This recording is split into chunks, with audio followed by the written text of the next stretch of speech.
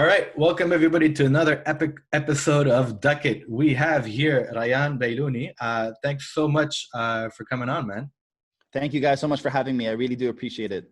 So obviously we've just met. I don't know anything about you other than your awesome Instagram page and the bits and pieces that I've been kind of watching over the last couple of days. My guy. And I'm so excited to speak to you because, you know, straight up, I didn't even know people like you existed in Dubai, in the Middle East. So, I mean, how does somebody get into, you know, what it is you're doing? Just tell us that story as much as you can. Well, it's funny because I was just telling you guys earlier before we started that like, it's crazy because essentially like, obviously I'm not from the UAE, right? But I have so much belief in the UAE in terms of talent and whatnot because of how long that I've lived here. So obviously my mom's from Newcastle in the UK, my dad's from Syria. I was about 3 months old when they moved here. So I've essentially not born, but raised in Abu Dhabi. And at a time where like Abu Dhabi was so green, it was so like innocent. Though for me, those were like the MTV days. Like that's the only way you're going to get discovered in music, right? So that's how I discovered my music. So probably up until the age of 18, I was in like rock bands, high school bands. One of my friends, his name is Liam. Shout out to Liam. He's actually one of the guys that got me into production early. But we organized like the first like independent rock gig at like some cinema somewhere. It's actually in Maria Cinema in Abu Dhabi. A lot of people know that cinema because you would tell someone to meet you behind Maria Cinema if you're about to have a fight. So someone's like, meet me behind Maria Cinema. So it was like at that time as ratchet as Abu Dhabi gets, you know. Your gangster high school days, right? Your gangster. Yeah, I mean it wasn't super gangster. I was like the dude that's like, come on guys, you know. But no beef. Yeah, no beef, you know. So when I was 18, I was trying to like record in studios and stuff, and I told my dad I wanted to do music full time. I mean, I don't blame my dad now looking back, but at the time my dad was like, well, how does that even work? How do you get into it? And obviously being in Abu Dhabi at that time, there's like no info on this at all. There's no Google. We didn't even have Blackberries yet. It was just barely Nokia. So access to info is so different. So I ended up going to Newcastle. I got my bachelor's and both my master's in biotechnology because that was that was the highest grades I got, whereas in biology and chemistry in school. And I think, so I was there like 6 years in Newcastle, and like every single day I told myself, when I finish uni, that's my plan B. My plan A is to go back to music, and then everything is going to be good. And then in that time, my dad moved to Qatar. So when I finally wanted to move back to Abu Dhabi and get it going again, I'm in a new country again. And then that's where I decided I'll just get a job in pharmaceutical. Got a job in a company and like hated every single day of it. I would wake up, I didn't even know why I was waking up. But I guess like some people in general, like, you know, you have like some sort of like moral fiber. You're like, I have to do a job. I'm paid to do things, you know. Of course. But you're working for a salary. You're not really working for yourself, which is a big difference, you know. Yeah. I'm trying to get, what's the word? My job is to get paid, not to do my job, if that makes sense. Yeah, absolutely. You know what I mean? Yeah. So then I eventually came back to do, well, essentially I quit my job. The morning I quit my job, I didn't even know I was going to quit. But I'd had enough. Like it was so weird. I shouldn't have done this, but I guess it's a good thing looking back. But I just come back from a trip, business trip in Oman with this Qatari company. And just the whole ethics of how the pharmaceutical and the medical industry work, I was like, this is just killing me from the inside out. Looking at people that were sick and you're trying to help them. And there's so many things in the way, red tape, money, things under the table. I'm just like, I can't, like, you know, I would rather make less money that's clean than more money that's dirty, sort of thing. Yeah. Not that I'm accusing my company, but the whole industry, medical industry, you know what I mean? So I walked in one day, had some sort of disagreement with my boss, and it just came out of my mouth. I was just like, I'm done. Like, I'm done. Yeah. And as I was saying it, I was like, you can't take this back. And I was like, yeah, I'm done. Go home, tell my dad, I'm like, I quit my job. And he's like, so what are you going to do? I was like, no idea, but I know what I don't want to do. That's for sure. That's awesome. So, so then I came to Dubai, and this is pretty much where your question leads to, because I came here thinking this is like 99 Abu Dhabi time. I still haven't understood that Dubai has like free zones, and you can open like, you know, licenses and register a company. So I met one of my friends called Adnan, and he said to me, you know, why don't you just open a company here? So I was like, how much does it cost? You know, what does it take? What's the process? And I realized it was super simple. Opened a company here, and then literally just did it the old school way of like reaching out to every single artist, telling them this is what I do. Because in the time that I had quit, one of my friends in Qatar said to me, we were working on a new album for the band, and he said to me, do you really want to pay for some dude in the States to do it again? Like, I think you could do this. You've kind of picked up info along the way as you've been doing it. I'm like, no, man, this guy's won like Latin Grammys. What am I going to do, you know? And he's like, you should do it. You should do it. Shout out to Amir. He was like the first guy that really pushed me to do it. So in that year where I'm trying to figure out what to do with my life, that's really when I learned all this production and engineering stuff, came to Dubai, and then just started implementing it. But I think when I look back at it now, what you're saying, how you didn't know people like me that exist here. Yeah, but when I look at artists that were here in 2015, they didn't know each other existed, and they're both in the city, which is completely different to now, you know, where now people are like supporting each other. We're having these conversations, but I think even in the last 5 years, it's changed so much. So I'm like very grateful to be a part of that, like that little curve, or this like sort of like first adopters thing, you know, that's happening. But yeah. I mean, it's not just in the music industry either. Like, I think, I mean, it's a slight deviation, but I mean, 5 years ago or 6 years ago when I was coming to Dubai to come and work, I was looking for startups to work and had no idea the scene existed. So I think when you think about how early and how young these industries are, be it the music industry, be it the startup industries, it's crazy to think where Dubai is now and where it's come from in the last, to your point, last 5-6 years. Yeah, I mean, you must have seen it though. Like, you must have felt a difference in the last 5-6 years. Oh yeah, it's rapid. Yeah, rapid. Yeah. And I mean, it feels like you're in it a long time, but you're not. But it feels because of how much you have to go at it, you know? But I mean, for every year in Dubai, it's 2, right? It feels like 5 years, 10 years. Like, I mean, that's so the true. Speed of that's so true. Yeah. Yeah, but I gotta say, I completely agree with what you guys are saying. But at the same time, I gotta say that the region is still not synonymous with leading anything in particular, right? No. So like when you look at the Middle East, and I don't think we should be just mean on Dubai, but I mean, sure. I mean, generally speaking, in the region, it's not like you think of us generally across the region as leading any specific industry, any specific art, any specific kind of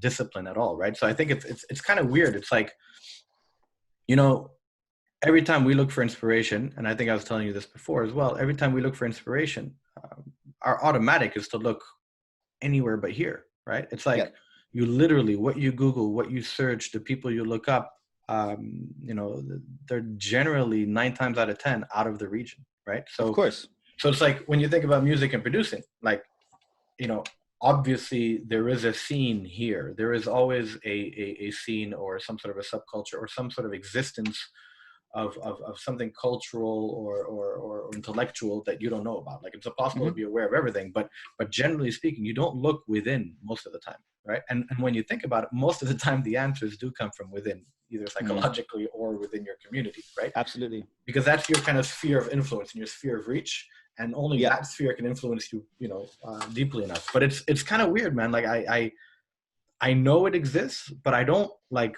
It's funny. I went on your Instagram. I even went on Rami and started to look at the artists that you kind of worked with. I'm like, shit, man. There's like a whole huge, proper, super kind of advanced scene where the music, the producing, the songwriting, everything's kind of it's there, man. It's absolutely it's there now. Yeah. But I would have never imagined it to be there. It's almost like, how come you guys don't get the awareness that you kind of deserve? It's super weird. It's a super interesting question because. So like when I first came here, when you're talking about reaching out to like obviously other countries for info, I don't really blame like the Middle East in general for that, because I think a lot of cities, like I know for a fact, like Dubai is like a lot of it's like the infrastructure was modeled off of like Singapore and like big cities around the world. So whenever a country in general, like I think people forget how young the region is sometimes as well, especially like the Gulf. But like when you're modeling yourself, you obviously get into a habit, right? In terms of like where you want to go with things. Yeah.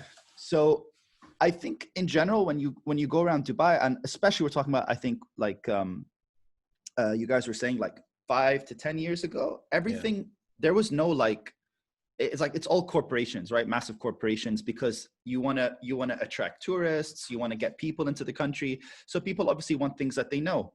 So when you get to music, and you look at influences, people are always going to look outside, because that's just the nature of the region. But I think now, and I don't really know if this is sort of like, it's both things happening at the same time, like it's omnidirectional, but like you have the region that's been looking outside, that's starting to look within. And then you also have outside slowly looking in. So I don't know if it's like, because one is self-recognizing, or it's simultaneous with self-recognition and then the rest of the world starting to look in, you know, because there's a lot of signs of that happening, like massive artists. Like we look at Bazi, who signed with the Weeknd's label. He's Lebanese. You have Belly, who's Palestinian. We have like people like Khalid. I know he's American, but there's like the Arabification of artists happening, you know? So in terms of music, I definitely think that, especially, well, I don't know much about gaming. I don't know if you guys know a lot about gaming, but like from what I hear, the MENA has the highest population or percentage of Gen Z, and the highest population of like gamers and stuff. So gaming is like huge here. So I don't know, it's super interesting, but it's like, it's rapid. I think the first meme ever to come out of like the UAE was the Salt Bay, even though he's Turkish, but it's like a, Dubai, UAE / based first meme. So you see LeBron doing Salt Bay and stuff. It's like, we can one up that, you know? Yeah, so I completely agree. I think it's across industries too. I think culturally and music wise, I think there were a bunch of catalysts to that as well, right? Like it's funny, like when you look at, you know, even the platforms where you can get access to music, even the way that Anghami operates and their user experience, and the way that they kind of merchandise music and put it in front of people, and how they push local a lot, I think that had a huge influence too, right? The legitimacy of the music. I mean, when you're, you know, playing, you know, I don't know, you know, a big boy song, and then right after it, you know, it's going to suggest like a local song or a local artist, a local producer, then all of a sudden it kind of feels like, oh shit, maybe, you know, it's on the same level. I can kind of look at it. But generally speaking, I would say, even, you know, Steve and I have been working in technology for quite some time. We used to always look at, you know, externally, look at other brands, how they do things, you know, from user experiences to tech to branding to comms to marketing. Is that just more for like proof of concept and like case study stuff? Yeah, absolutely. And even some influence, right? And it was a lot like that back in the day. But, you know, these days we're starting to realize that a lot of what we're doing is, you know, on par or sometimes even more ahead of the game. Which is super interesting, right? Like, you know, 5 years ago, 6 years ago, when I was at like Rocket Internet and we were, you know, starting to launch digital businesses in the region, man, we were like, nobody even understood the language we were speaking.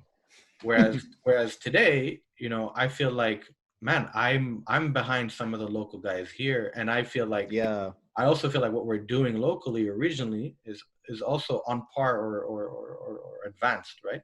So I think the maturity of the region has definitely kind of leapfrogged. But dude, how do you, like, watching your videos, and, you know, I kind of like started to daydream a little bit and be like, fuck, I wish I could do that, and I could do my own. It must be so therapeutic, you know, shit, fuck, it must be awesome. Even if I'm not when you're doing it like 500 fucking times and you're just like, I hate this thing, and then you have to reset and re-record. No. Anyways, you make it look like it's a fucking breeze. But anyways. Yeah, well, I think that's sort of like the point. It's like, that's the beauty of social media, right? It's like the best bit is like, forget the 1,500 outtakes. 100%. It's like, I remember John Mayer saying, if I ever want to know what's not happening in the world, I check in social media. It's true. It's like, it's true. Yeah. It's so true. But anyways, so I was going to ask you, so like education-wise, you're not trained to be a producer. You're not trained to be a songwriter. But how did you learn all of that stuff? Like, where did that come from? Is it like self-taught? And then how do you self-teach yourself? Yeah. No, so everything for me is self-taught. Even when it comes to engineering, when it comes to like producing and stuff, I would say that like like, it's not easy. Like, and there's this thing about people say like 10,000 hours, 10,000 hours. There's that rule. I don't necessarily agree with it just being 10,000 hours. It's 10,000 hours of what? Like, what type of 10,000 hours are you doing? Because some people split the 10,000 hours and they'll spend like 9,000 of those hours reading. But it's like, well, if you haven't practiced it, you just know a lot about something. So but a lot of the time, I think, and I think you guys will relate to me the most, more than maybe a sort of younger audience, but I think between the three of us, we're at an age where we went through so many different forms of technology and communicating with each other, and even just the way we digest information. I mean, I'm sure we went from like pager to fax to phone to whatever, and it's the same with like music, it's the same with gaming, it's the same with like radio. So I've had to change the way that I learn how to do things. So in the beginning, I started with guitar. When I start with guitar, like when I was like 15, 16, there was no internet, there was no Yahoo, Google. I was just like, you have to, whatever sounds good. So it's more intuitive, where you're like, oh, I'll do it this way. Later, when I look back at people that are teaching online now, I'm like, well, I never did it that way, but my way sounds fine. So I guess there's some sort of like, I think that drives you to learn it your own way, which I think the backseat of what's happening is there's some sort of artistry developing, because you're expressing yourself your way. While when you have all of these classes and ways that you should do it, you're just learning a standard way. And then you're like, well, what do I do with this? Because now that I know. And I think that sort of just happened over 10 years where I started, like I said, when Amir told me you should produce, that's really when YouTube became a thing, like like e-learning sort of platform. And I was watching like thousands of videos, and I'm like, well, I would never do this. This is not the type of music that I make. So essentially, it does fall back onto you to like gain your hours, if that makes sense. So so you treat it kind of like an instrument then. It's not so much a discipline or a technology or something, but you treat everything as an instrument, and your interpretation of how you play it is how you play it. I play it this way, so I okay. Yeah, like even like, because when I first came here, I remember one of the first artists that really like kind of echoed the same sentiments you guys are saying. I worked with X Factor winner Hamza Housawi, and he was the first X Factor artist to win the MENA competition, not singing in Arabic. He performs purely in English. So when he came to work with me and I was showing him some of the stuff like that I had done with the band earlier and things that I had learned along the way, he's like, man, like this is like a whole new world to me. And like, because I was explaining production almost like you're saying, it's like an instrument, like, look what you can do with this creatively. It's not like I can give you this much level quality. And it's like, that's going to change every year. You know what I mean? Like, cameras are going to get better. Recording software is going to get better. Like quality is just always going to improve. That's just a given. It's never going to degrade. So it's more about how do you use those tools? What message are you getting across? So I think similar to what you guys are doing with this whole podcast and the Duck It thing, I always was more focused on why than what and how. Yeah. If that makes sense. Yeah. I mean, there's that big, what's his name? I can't believe I'm going to forget his name. The dude with the Simon Sinek. Yeah. Golden Circle stuff. Yeah. Yeah, that's funny. Yeah. So. Listen, I think I got a big respect for that, and I'm sure Steve does too. And I guess my follow-up question to that, and it's kind of weird. I don't know if you have a position on this, but on the why front, I think for us, at DUCKLIFE and Duck It, like our why is quite clear, and we believe that like there's a huge gap between rich and poor, and that gap is getting bigger and bigger and bigger and bigger. Yeah. And if you're lucky enough to be on the rich side of things, which I guess we all are in the scheme of the world, grand scheme of things. In the grand scheme of things, I don't think any of us are like gazillionaires, but I'm just saying, unless you are, we don't know, so good for you. But essentially that gap is getting bigger, and the reason that gap exists, really, it comes down to one kind of thing, and that's privilege, right? And when you understand privilege, I'm lucky because I'm a white guy. I'm lucky because, I was born on the, in the right country at the right time. Yeah. I'm lucky because my parents, gave me love, made me believe that I could do whatever I wanted in my life. My parents, paid for a great education, great experience. I had a very stable household, blah, blah, blah. And those privileges just, they just snowball, right? And it's like, once you understand what the power of those privileges are, what we're realizing at Duck Life is the only way we can really counter that is by trying to pass down that privilege to people who don't have it. Yeah, absolutely. And we've identified, refugees as a very kind of deserving group of people, right? That don't have any absolutely. They don't have the basic kind of needs, right? They don't have food, they don't have shelter, they don't have education, they don't have, anything.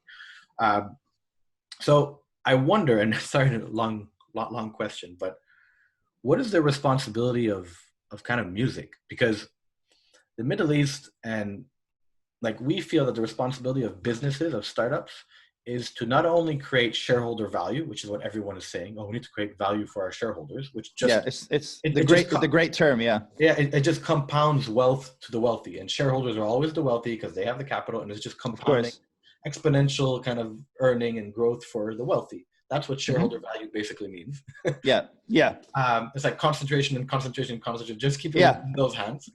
But what's the and we believe, yes, shareholders should make money, but we also believe that shareholders can make money and can also take care of their community and the people that have less privilege. And shareholders will call that philanthropy. It's not philanthropy. It's fucking responsibility, man. It's of course. But it'll come 100%. Off as like some sort of 100%. Yeah, I know what you mean. 100%. But I'm like, we believe that, man, you can still make tons of money and still take care of people and share that privilege, right? Yeah. What's the equivalent in music? Because I feel like culture and art is a representation of people, emotions, feelings, pain, happiness, etc. So what do you think the responsibility is of music in the region? Great question. So just going back firstly to what you guys were saying about Duck Life and Duck It, I really, really, really love what you guys are doing with that. And there is like a personal attachment to that because so my dad's sister, so my auntie, we all lived in Abu Dhabi at the same time, and she moved over to Canada. She lives in London, Ontario. And she was actually on the news, and she met Justin Trudeau and all this stuff because she was one of the first Syrians that started the whole refugee awareness to have Syrian refugees come to Canada. And she was on the news and stuff because that's something that just us as a family, like, when we were raised in Abu Dhabi, and like I was saying earlier, it was like a great place to be raised. It's not like we were suffering. It was a huge middle class in Abu Dhabi. So everyone is friendly. There wasn't crime. We paid no taxes. So I think when she went to Canada, she recognized that after like so many people that are educated, they are intelligent, like you guys were saying, sort of like wasted talent, right? Like there are so many talented individuals that purely because of maybe not having a privilege or circumstantial things, they suddenly are on the other side of the scale. So it's something that I really like. Just props to you guys for doing that, because like in any way that you got, like people can help, it's such a big thing. But going back to your question about the music thing, it's a great question because there's like a two-part. I would just say it's like it's not a two-part answer, but like it's like two sides of the balancing scale, right? We have in the region, and I think this just goes back culturally, historically, maybe religiously or whatever it is, but there's a stigma against music in general from this region. And I don't think it's because it's something to do with music. And I think that I understand now when I'm older, that sort of rationale, which is, we don't really need creatives. That's the way it's perceived, right? Because if us three right now we're on an island, we had to start a civilization from scratch, we don't need a singer, we don't need a producer, we need a teacher, we need a lawyer, we need doctors, we need et cetera, et cetera. So these are considered fundamental occupations to keeping society running and to keep it, effective, right? So I understand that. However, we're not on a deserted island. We have all of those things, which is where I think art starts to come in, which is like the second part of your question. And I think people sometimes bandy around the term art or artist a lot. And it's sometimes, it gets on my nerves because there are people that are just great singers. There are people that are just great musicians. But for me, art is when you, well, by definition, it's when you remind someone of a human emotion, whichever it is. And that's why art could be a painting, it could be music, but the idea is that you're conveying and translating a texture, a message, your own way. Yeah. So when it comes down to like what you were saying about how this gets distributed over, a big thing that I've been trying to push with, especially in the first couple of years of when I started producing, is making people more conscious about being artistic. I don't care how good you are at singing. When I think of Bob Dylan, I don't think incredible singer. I think artist. Yeah. He was a terrible singer. He was rubbish. I was just going to say, yeah, he was rubbish. He actually didn't sing, right? Yeah. But when you say Whitney Houston, Mariah Carey, I go singer. But I don't think artist. I don't think like, wow. When I think Mariah Carey, I think of a certain idea or a concept or like there is a message. But maybe with Adele, I think heartache. I think heartbreak. I think, eternal, like relationship problems, where I think she's more maybe artistic than maybe like a Mariah Carey. But I would say Mariah Carey's a better singer. So it's trying to educate. I mean, educate's a big word, but like raise awareness with artists or upcoming creatives here about what art really means. Because it's like, I've honestly heard people in the city that sound better than Ed Sheeran singing. But Ed Sheeran's an incredible artist. But I'm never going to... I'm from Suffolk, so this is controversial. This controversial. He's my boy. I know. Look, I love Ed Sheeran, but I think even Ed would say like, you can't say Ed Sheeran, Whitney Houston on par. Like even he would say that, right? Yeah, absolutely. But he gets his credit in songwriting, and he gets his his due in terms of like what he creates, not how well he is technically at something. So coming up with a lot of artists, when I started off, I actually made a huge and a conscious effort that I was going to work with as many green or developing, starting artists as I could, rather than just going for the big artists that already had portfolios and profiles. I was like, let me go to these open mic nights, see who has talent, who has something about them, and communicate, start a conversation.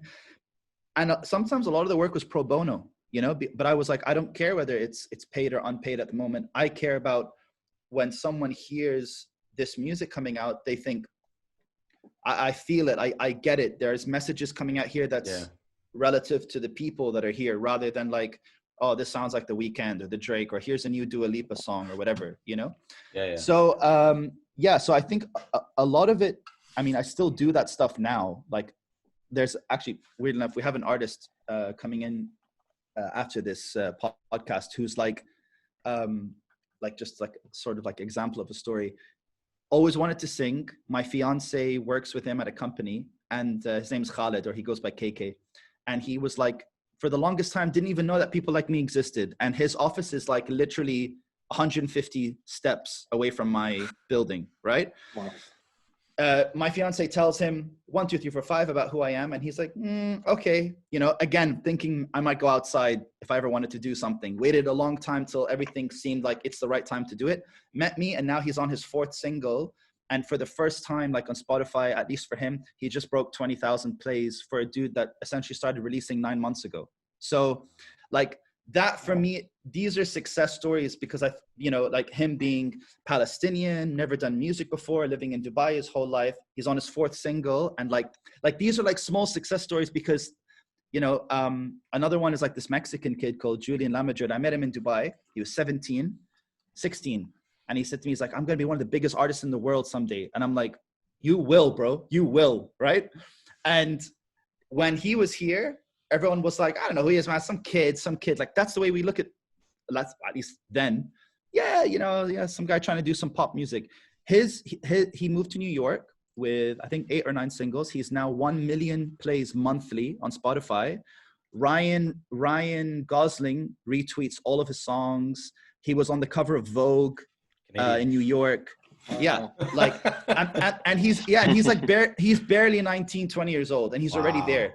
So like, these are success stories of like, so I still put conscious effort into that. Like, I am interested in working with bigger artists all the time for sure. But also at the same time, I'm like, who are the ones around me that need that help? Who are the people that are serious about actually saying something from the region, you know? So sorry, very long answer, but like some no, but it's crazy, man. It's like, you know, I'm trying to pick my words very carefully. I don't want to sound too controversial, but I feel like the region is going through some sort of like cultural kind of revolution, right? I feel like everything's changing, right? I mean, I grew up in Saudi, right? Like if you told me, you know, 5 years ago that there were going to be crazy concerts in the desert, and you know, like music would be blowing up, and like, you know, arts and culture would be like a huge entertainment kind of feature of the country, and you know, I would like, what are you talking about, dude? Right? So it was always underground. I mean, there was always music, there was always shows, there was always arts and culture, but it was like, so like you have to find it. It was like super kind of, I remember the rap scene in Jeddah was fucking big, man. It still is.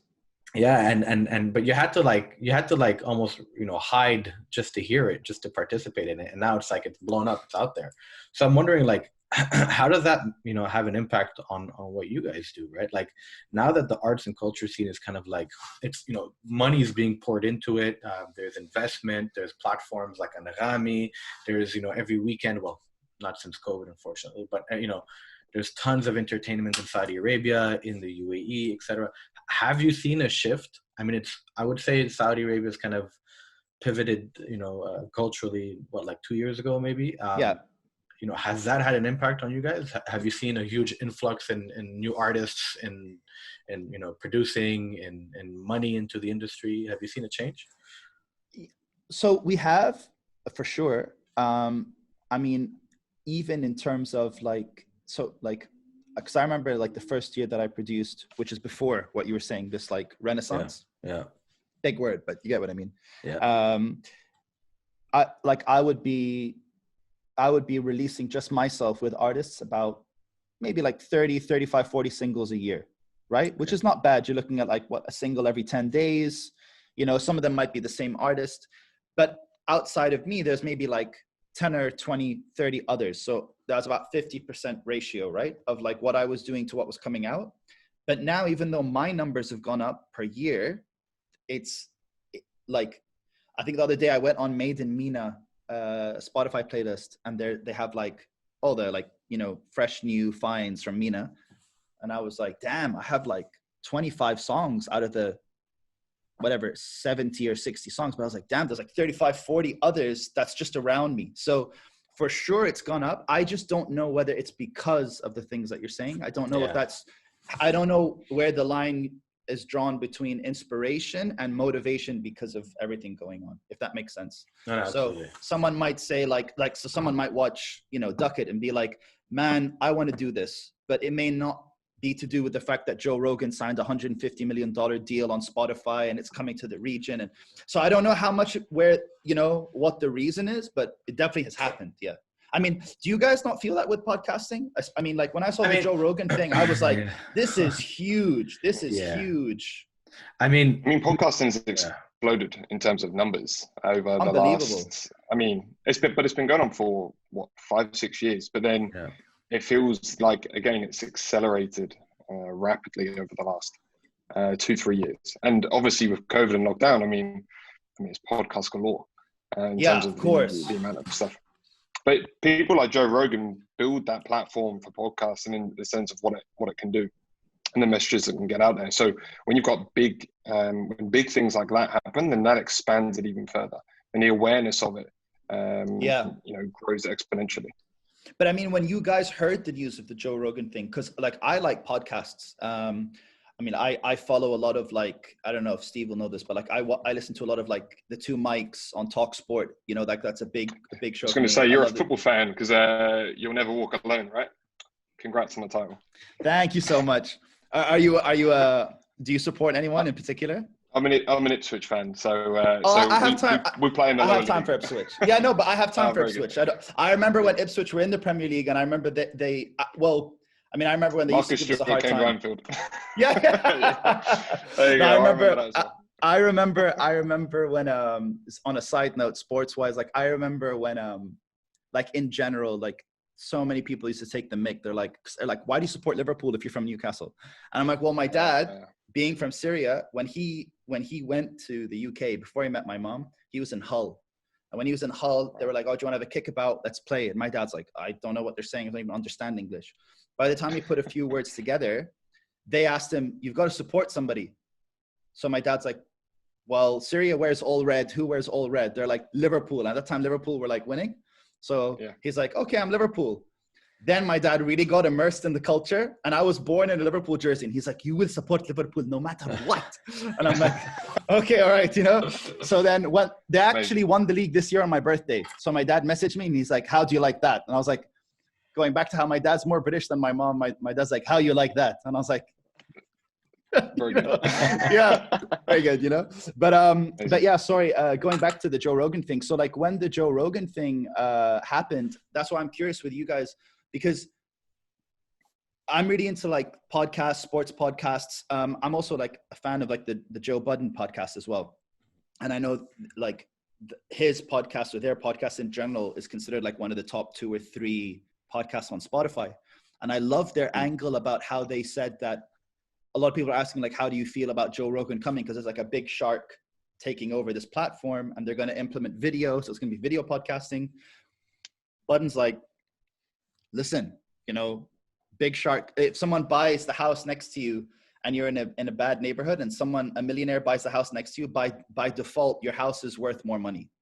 So in terms of like all the other podcasts that are taking off, but I don't know how you guys feel about that, but I thought that was super interesting. You know, like I yeah, you go, Chris. You're a big Chris, a big Joe Rogan fan. So I'm a huge Joe Rogan fan, but not for the. Well, I don't know if most people would agree with this, but not for the obvious reasons. The reason why I like, the reason why I was happy that Joe Rogan kind of, you know, had the success and the opportunity that he has now is for something a bit more kind of forgotten, and for me it's the tone of voice, man. It's the style, it's the humility, it's the transparency. It's what he represents more than anything. And, you know, I disagree with a lot of his views, right?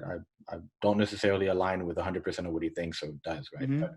But generally, the fact that a tattooed, you know, bald, you know, fighter, fear factor presenter, whatever. Yeah, fear factor presenter, comedian, you know, juiced up like dude, can actually be smart, have intellectual conversations, can be funny, can be a multitude of things, have an open mind, not be right, not be too left.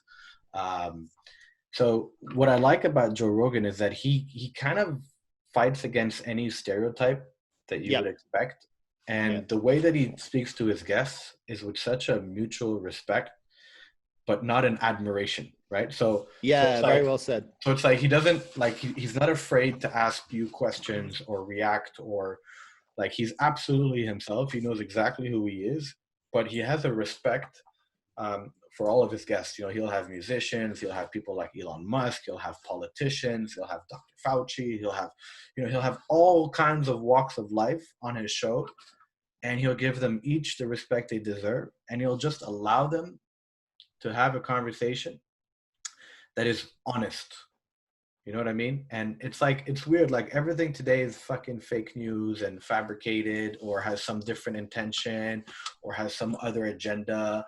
Yeah. Or everybody's, you know, there's a narrative that someone's trying to drive. And I just feel like Joe Rogan is one of those few spaces where like you don't feel the pressure of kind of filtering information. Right? Like whenever you watch anything on TV, online, on YouTube, on Twitter, or whatever, you read something and you watch it and you're like, but that guy or that girl or that woman or that man, they have that opinion because of X, Y, Z, or, you know, and you automatically filter it and you say, okay, yes, I agree with this, but I don't agree with that because of who they are and what they represent. Because everything is gray now. There's no black and white, right?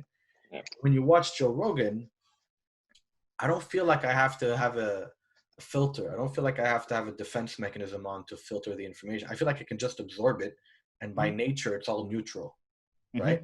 It's not like it's not pushing anything down my throat, because today everything we consume, by the way, from music to, you know, sports to any entertainment to a stand-up show to news, is all an agenda. Everything has an agenda. It's all pushing a narrative. Most of it. That's true.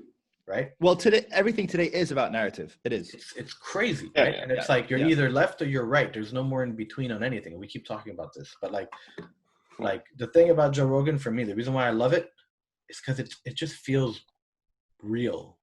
It just feels so pure.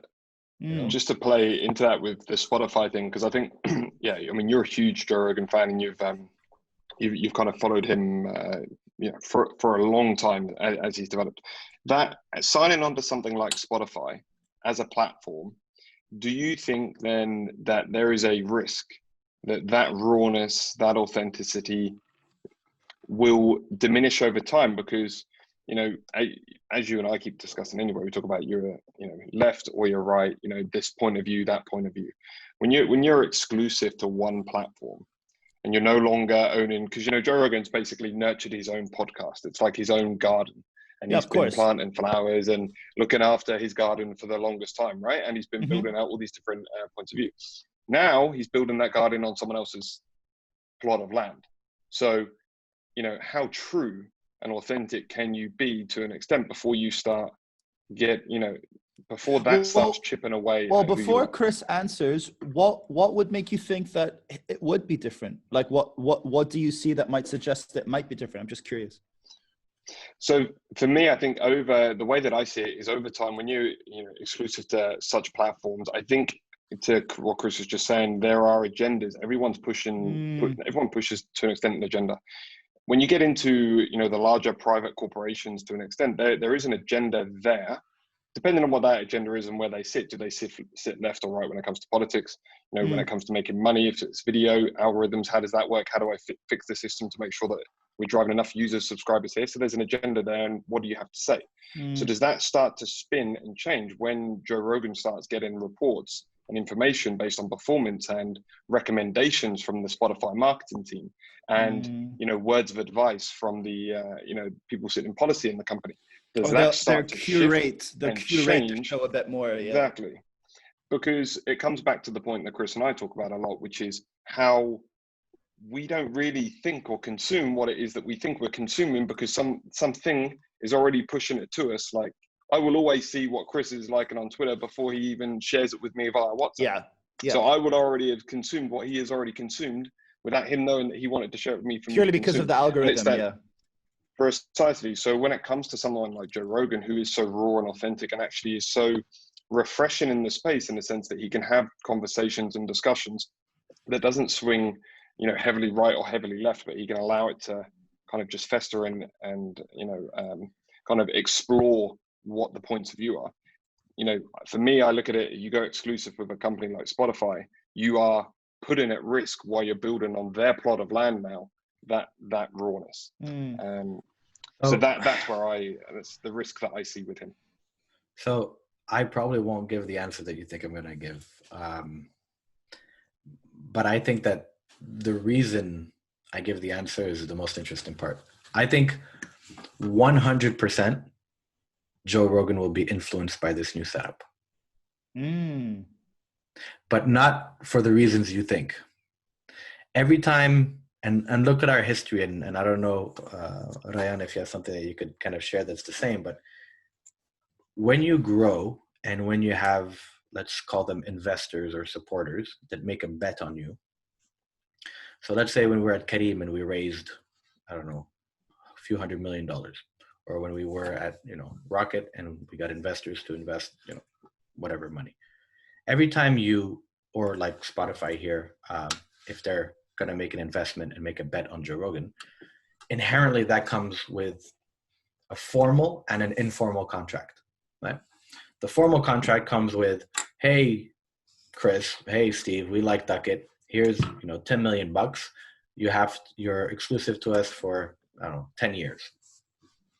Now, artistically, we might not have guidelines that we need to respect artistically. But because we made a commitment, that commitment was based on our current views, listens, growth rate, brand, etc. And inherently, now we feel that pressure because somebody made a bet on us, right? It was tangibilized or whatever it was. Exactly. Called, and now we have dues. We're in debt, right?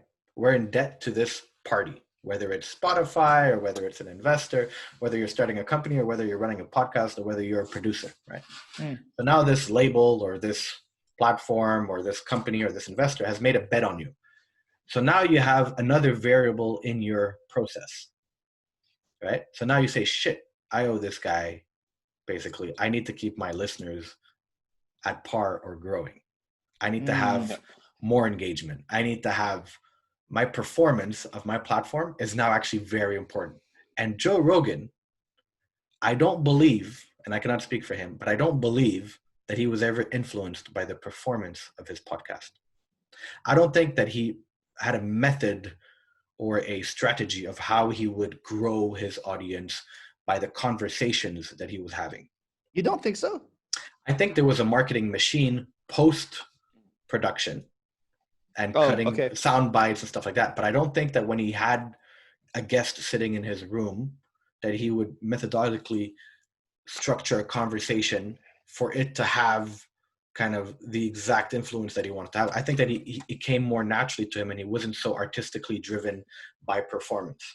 I do think now that because a tangible value has been put by Spotify by saying, here's $100 million or $150 million for you to be exclusive, I don't think that he'll change his style or his artistic core. I think what will happen is he'll inherently feel indebted and hence feel that he needs to overcompensate and make sure that the podcast does well, which to me will over time erode the authenticity because there's another agenda for him, right? So it's kind of like,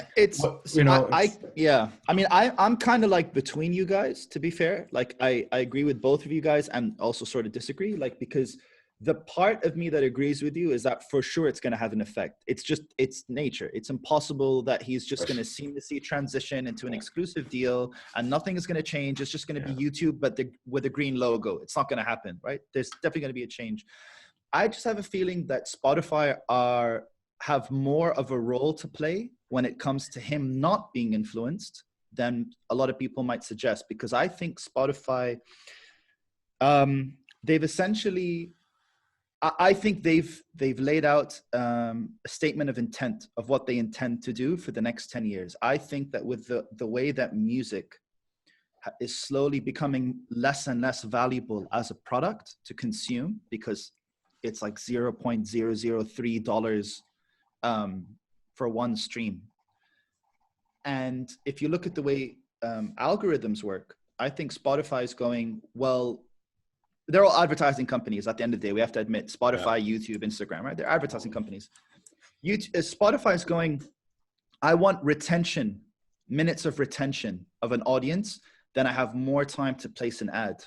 And if I can insert that ad, if I have someone who's stuck to a Joe Rogan podcast for 3 hours, I can get more ads in there.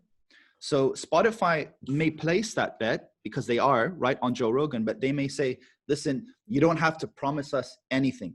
We're the ones taking a gamble. We're hoping that Duck It and Duck Life and all these other podcasts come like kind of like those little, what do you call them? The little cuttlefish that follow a shark sort of thing. Like we're going to follow, there's going to be an influx of podcasts, and purely by default, there's going to be more time spent on Spotify because everyone's redirecting the general public to one platform.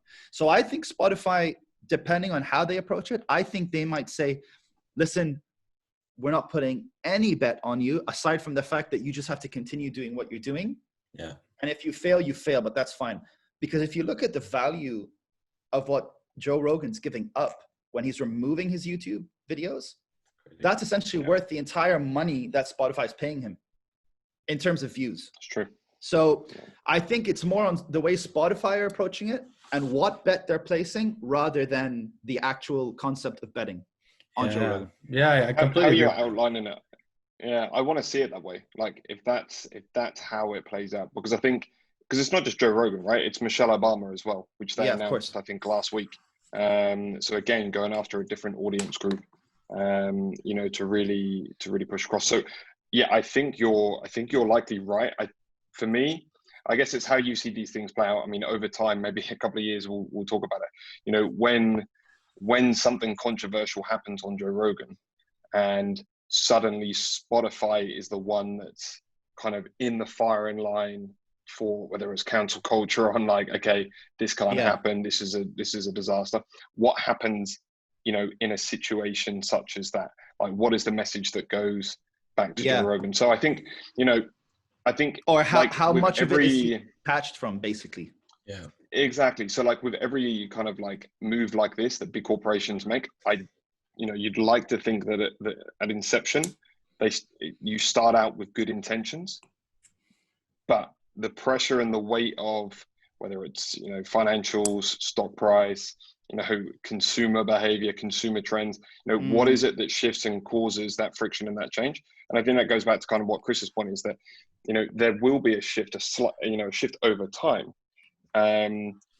Is that a change to authenticity, or is that an evolution of the Joe Rogan podcast with consumers kind of help and guide that as well? So yeah, I think hindsight will be 2020. Oh, for sure. We'll see. I mean, I think I even look at people. So it's not really, well, the move isn't a new move to Spotify, but the way they've done this move is new. So in terms of like the way that they've packaged the deal, because they've been doing this sort of like, well, they've really, the way they kind of picked up in the beginning as a platform is they were relying on success stories within their app, right? So the first one notably was The Weeknd. That was when they were like, look at what The Weeknd was able to do through Spotify. So they can plant the success story. The newest one being Billie Eilish, bedroom producer that became 5 Grammys. So they've sort of like reduced their cost or their risk by taking an unknown and making them a known. This is the first time I've seen Spotify take a known. And this is where I think you guys are right, because later what happens, I'm just thinking if I'm Joe Rogan and then suddenly they take an opening beginner podcast and says, since Joe Rogan moved, look at what this podcast has become. And suddenly Joe Rogan's now fighting the insights and stats through Spotify to be top dog.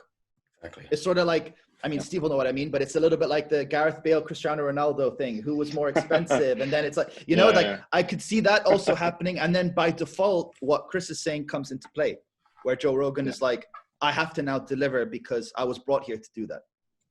And that's the thing, right? It's another variable in the mix, right?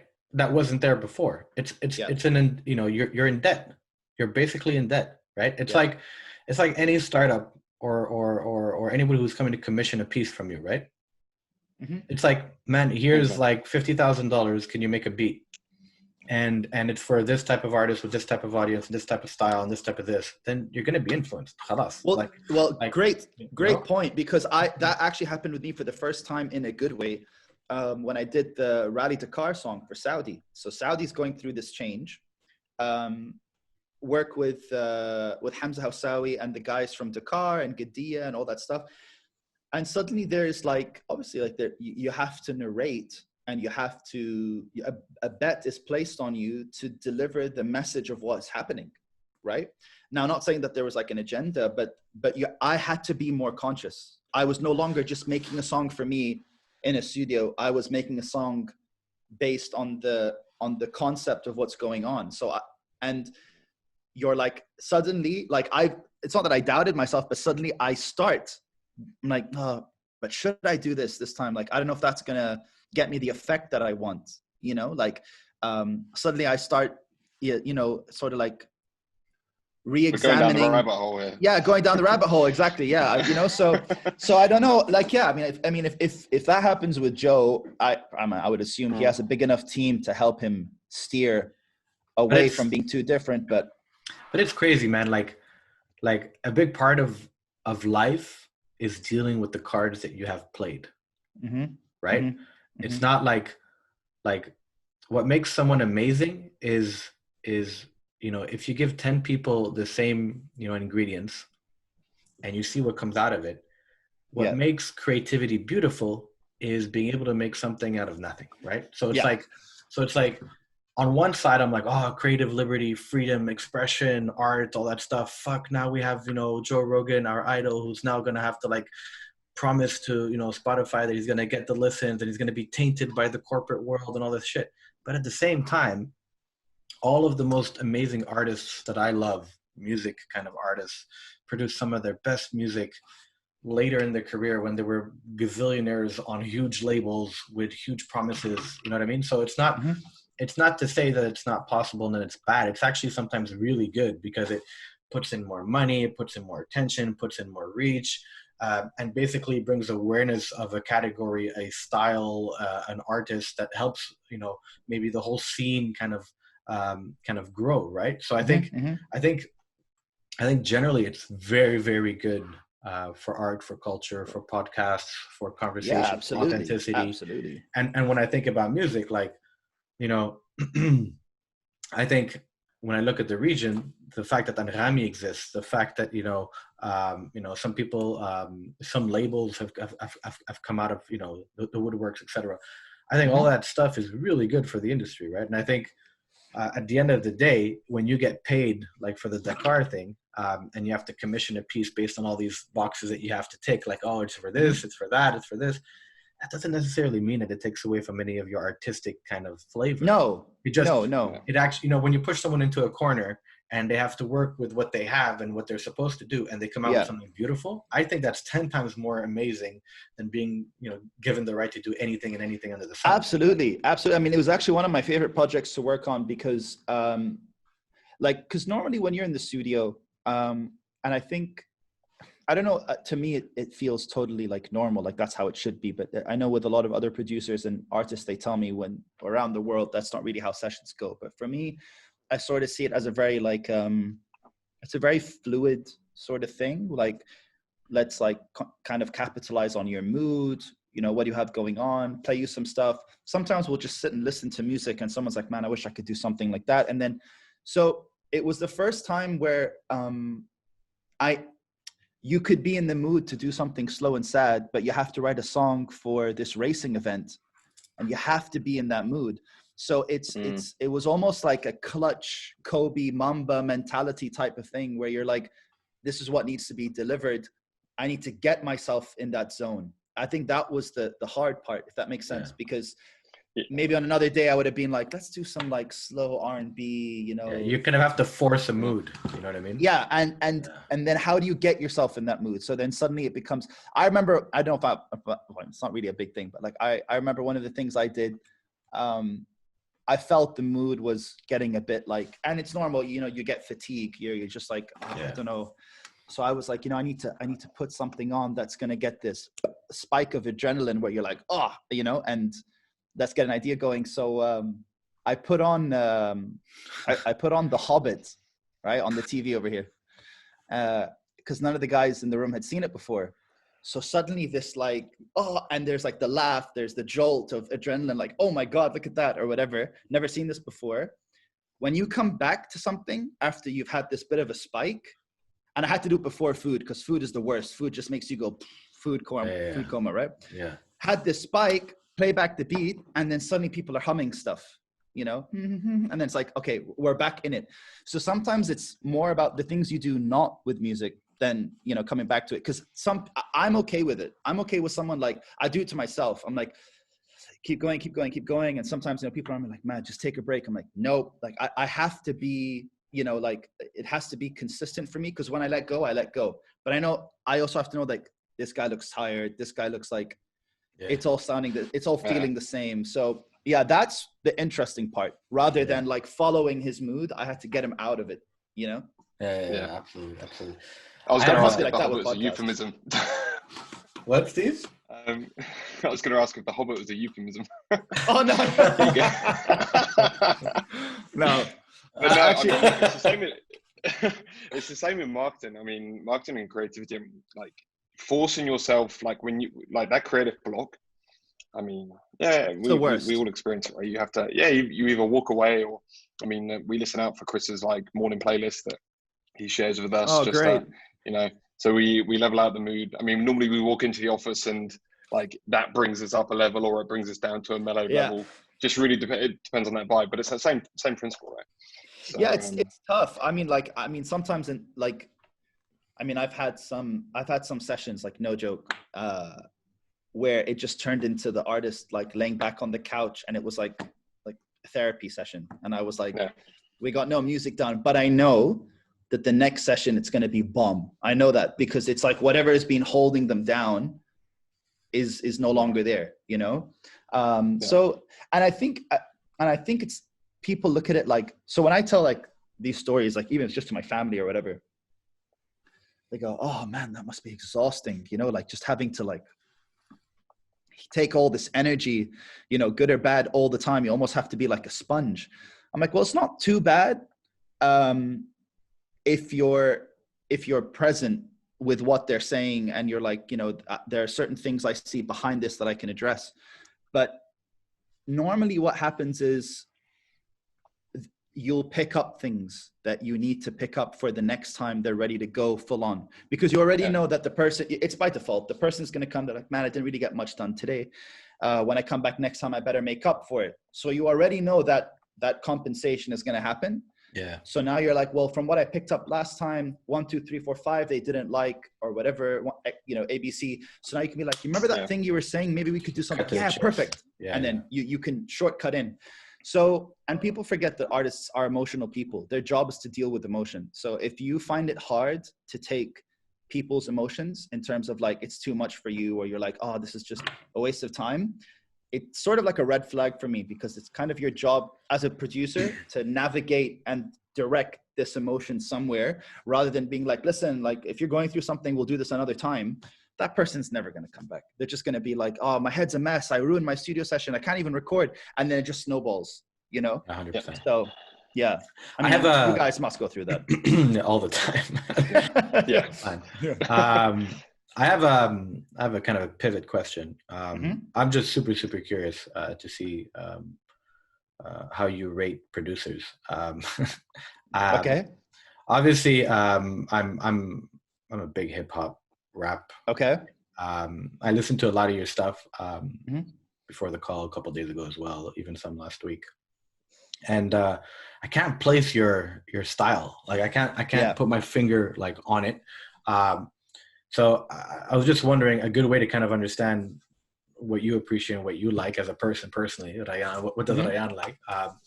Who are your like top 5 producers? Like I could probably name them to you, like for me, but like I'm pure hip hop and rap, but I feel like you're not. You're like a bit newer.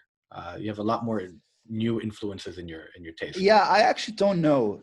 So I have my favorite producers. I don't know how much of my style is influenced by them. But the more and more that I've produced, I've realized that it sounds like such a cliche answer, but I'm becoming more and more of myself. Because I think in the beginning, like what we're saying earlier, like when I was producing for other people, I was very conscious that they wanted a different sound, maybe from abroad. They wanted a sound that, so I wouldn't say mimic is the right word, but I had to shepherd other people's sounds into what I was doing, because people were not coming to me for me. They were coming to work with me, not because I want that sound that you have. Maybe that's a bit more present now than it was then. But in terms of producers, I've always loved the people that are like super diverse in their sounds. So like a big producer for me, I'm sure you must know him, but maybe it's not one of your top 5. Like for me, Rick Rubin is like there's like no words. There's not enough words to explain the guy. I love Noah 40 from OVO. He's like a big influence on me. I'm trying to think of other guys at the moment. There's a few. I love Paul Jeffries, who he's one of the members of Division or DVSN, but he originally used to work with Drake and Drake's team. He did like Hotline Bling and a lot of that stuff. I love obviously Jordan Ullman from Magic Jordan as well. That they're part of the OVO side, but like even like non-OVO stuff, like I'm trying to think like I love the stuff that I mean I love the like newer age ones as well, like Murda, Boy Wonder, Illmind. There's a bunch. I'll remember them as I come, because I always get asked this question, but for me, in general, like I think the style that I do, I think it's based on the music that I like. For me, a huge thing, like a really big part of what I do is catharsis. Like it's a huge part of what I do.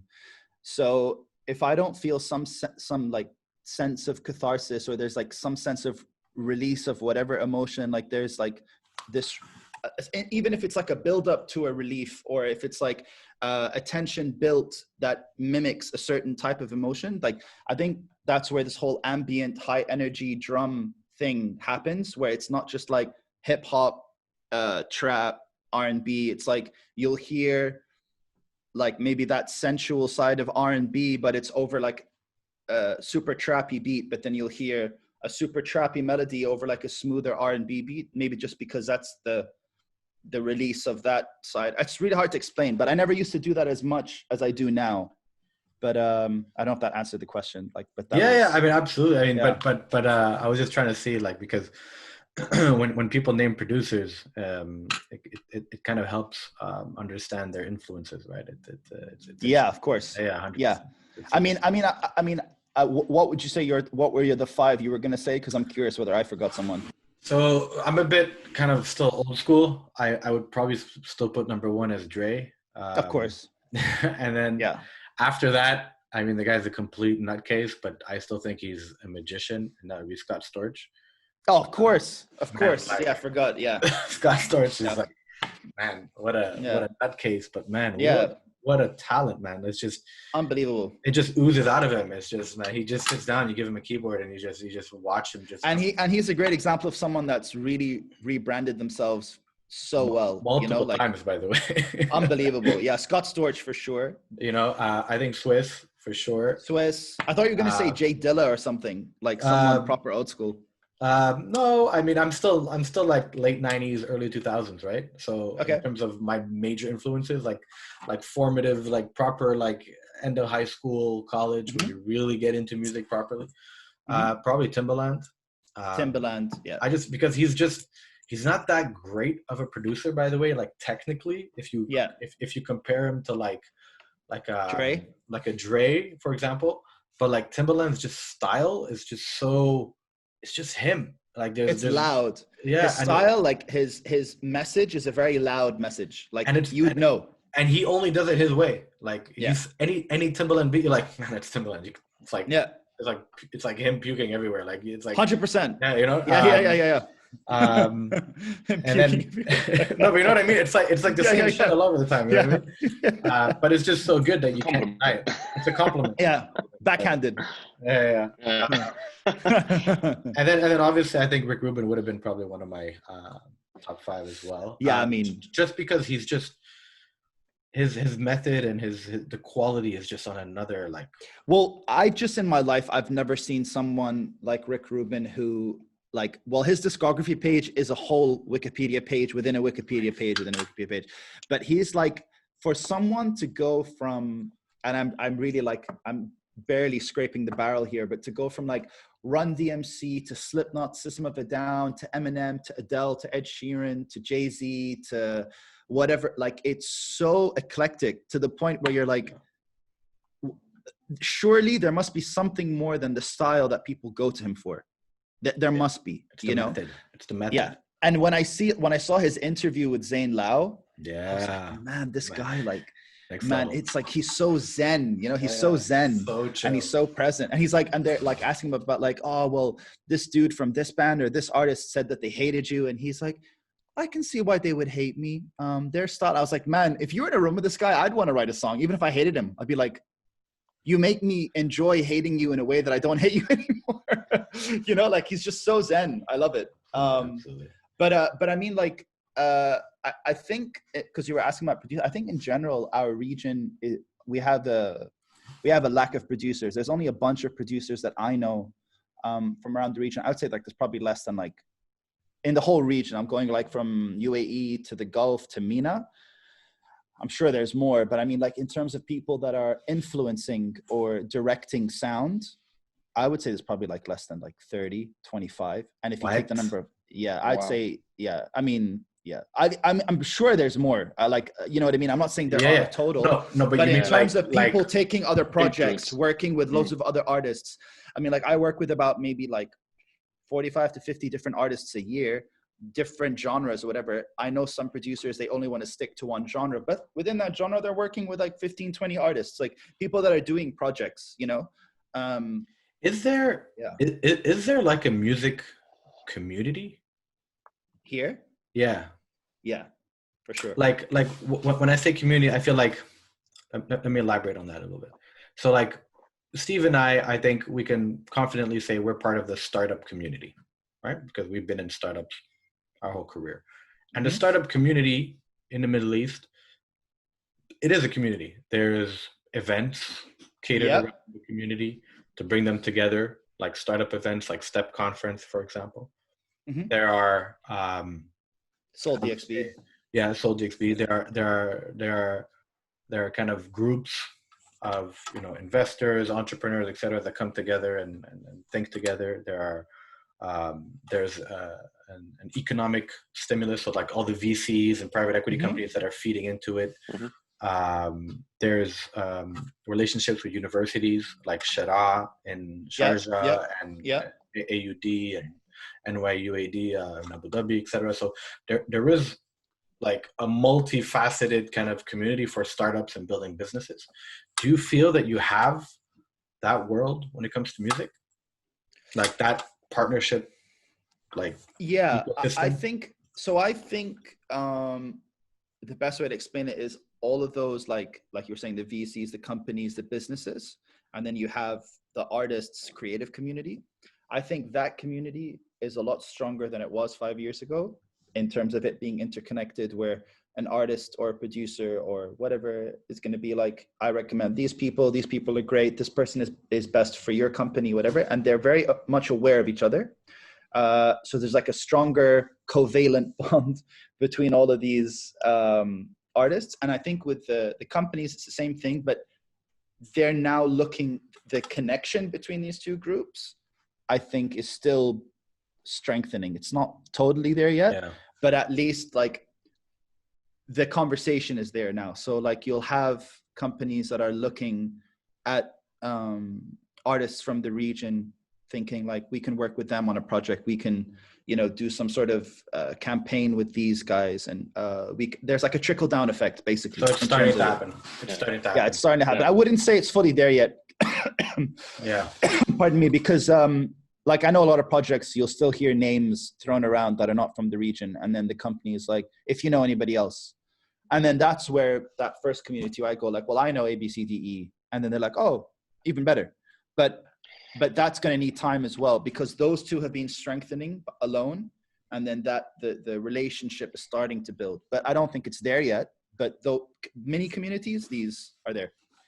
You know what, it comes down to that, what we just spoke about with the Joe Rogan thing, right? It's like that big fish. Like, what's that one thing that really shines a light on the region that then brings in more, it helps it grow, it inspires. I mean, it's similar with in the startup with the Kareem story. I mean, we talk about the Kareem story quite a lot on the podcast, but that same thing, it shines a bright light on the region, which then attracts more, it then grows. So it's kind of it transitions over time, but you need kind of those big exports. So then at the same time, when we talk about talent, like, when someone breaks through in the region from a music standpoint, and then they go to make it big elsewhere, that's a loss, right? From region to an extent, because you want to incubate it as long as possible here. Well, this is the big debate. You've sort of kind of hit it on the, nail on the head here. It's because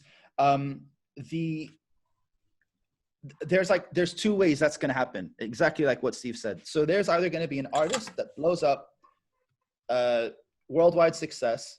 They may leave the region to then pursue that further elsewhere, and that's a loss, because that's never going to trickle back down. And then there's also the debate where, is someone from there going to want to capitalize on this audience here, because there isn't anyone from the Western scene or an outside scene trying to tap into this market that's going to come as the Joe Rogan, the big shark, the big fish, and dominate, and then have a trickle down effect. But will then that be a loss, because everyone else will just flood this market and then we get flooded out? So we I don't think anybody really knows, but that's where the debate is, because there's a bunch of artists that lived here, maybe started their career here, and then they leave to another country, but then they don't mention that they're from Dubai, or they'll be like, well, I lived there, but it's nothing to do with me, because maybe they found like that their success is there. So why would they want to dilute their message or their brand as being from all these different countries? It's confusing to some people. It's just like, I'm from Michigan. That's it. I lived in Dubai, but I'm from Michigan. My audience and my target demographic are people in Michigan. I don't want to start saying Dubai and then I'm some outcast again. And so that happens. But I don't know which one it's going to be, but like until it happens, we won't really know. But yeah. It's like when you think about, I mean, I'm not as big a music kind of buff when it comes to like the appreciation for music. I think, you know, Chris like is a next level in comparison to me. But then, you know, I listen to a lot of music and stories are told via music and, you know, what's produced, right? So if you think about it from someone who like makes it from the region and they're narrating a story via their music, their artistry that communicates and resonates with people from here that can that they can relate to, and that's how it then expands out. So I think it's very difficult. I can see exactly that conundrum when someone leaves the region and then is basically making it elsewhere. It's going to be very hard to resonate with an audience if you're talking about something that no one of that main audience, that mainstream audience, could possibly relate to. Exactly. That's why the mainstream audience would need to be the region. And then from there expand out. But then by the time they expand out, then it might not resonate as much from the region because they're going to be then going after a mainstream audience, which is what happens to a lot of musicians once they're found and they make it. It changes the dynamic to an extent. Well, and onto that, it's also the fact that Dubai, going back to what we were originally saying, Dubai is changing. The Middle East is changing so much itself that the message you thought was relevant a year ago is no longer relevant because the whole thing has changed. It's like you're walking on moving platforms, and at the same time, you're trying to leapfrog over into this bigger pond. So, like you're saying, if the bigger pond pulls you in, and you're singing about that, and you thought it's relevant to the region, a year later, you're not relevant, but you're super relevant there. So you're like, well, I just better stick to this side. So it's so hard because I wouldn't say that like in this region, there's a lot of culture, and especially with the fact that it's a huge melting pot. We have so many different cultures. And I think I always go back to the example really like, and I'm sure Chris is going to be able to speak on this better than me, but like, I feel like the closest case study that we have to what the region could be is Canada, because Canada has a very similar sort of like diaspora of different cultures and different like subcultures, and there's even with just Canadian cultures there's different cultures. But I know Bieber essentially was like the first Canadian artist to really break through, but really afterwards, this whole new Toronto sound, and they have so many different Canadian artists breaking through from like, Drake, Weeknd, Daniel Caesar, yada, yada, yada. I feel like that's a great way for this region to look at it and be like, that's how you can navigate it. You know what I mean? That's how you can I think, sort of direct the sound. So it's strange because Canada is basically a very, very young country. Still much older than, let's say, the Gulf.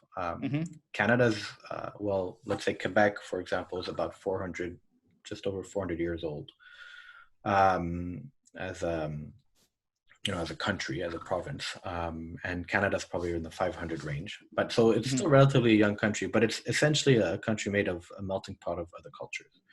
And other cultures that have kind of retained their cultural identities, right? So like when you come to Montreal, where I am right now, the city is split as in little countries. This is like where all the Greeks live. This is where all the Italians live. This is where all the Lebanese people live.